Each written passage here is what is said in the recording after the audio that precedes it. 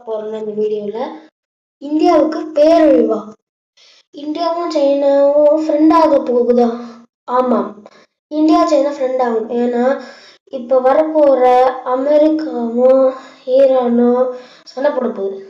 அப்படி சண்டை போடும்போது ஈரான் இந்தியா சம்பந்தம் இல்லை, ஆனா ஈரான் ரஷ்யா சம்பந்தம் இருக்கு. ரஷ்யா வந்தா சைனாவும் வருவான், இந்தியாவும் வருவான். ஆனா இந்தியா சைனா எப்படி ஃப்ரெண்ட் ஆகுது? இது வரைக்கும் சைனா இந்தியா ஏன் போட்டு போனேன்னா ரஷ்யா அதை தடுத்து நின்றுச்சு. ஏன்னா ரஷ்யா சைனாக்கும் ஃப்ரெண்டு, இந்தியாவுக்கும் ஃப்ரெண்டு, க்ளோஸ் ஃப்ரெண்டு. அதான் தடுத்து நின்றுச்சு. இப்ப ரஷ்யா சைனா இந்தியா ஃப்ரெண்டு இருக்க சொல்லுவாங்க. அந்த சைனா ஏன் சந்தோஷமா எடுத்துக்கிறான்? அது கவலையா தான் எடுத்துக்கணும். ஏன்னா யூஎஸ் அழிக்கிறதுக்கு அவன் தான் உயிரே கொடுப்பான் சைனா. அதனாலதான் இப்ப இந்த மாதிரி அவன் சந்தோஷமா ஒத்துக்கிறான்.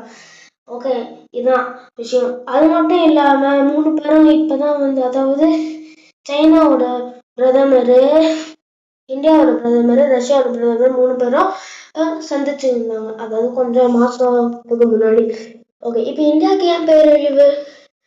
ஏன் இந்தியாவுக்கு பேரழிவுனா, பேரழிவுன்னு சொல்லல, பேரழிவு வாய்ப்பு. ஏன்னா யூஎஸ் இந்தியா மேல ஒரு குண்டு போடலாம். ரஷ்யாவுக்கு தெரியாம எப்படியாச்சும் போட்டுறணும் அப்படின்னு போட்டா ரஷ்யா திரும்ப யூஎஸ் அழிச்சிருவான். எங்க இருந்தாலும் இந்தியா மேல ஒரு குண்டு போட்டா போட்டது தானே அது. அதுக்கு பதிலாக அட்டாக் பண்ண கூட அது மறைஞ்சிருமா என்ன?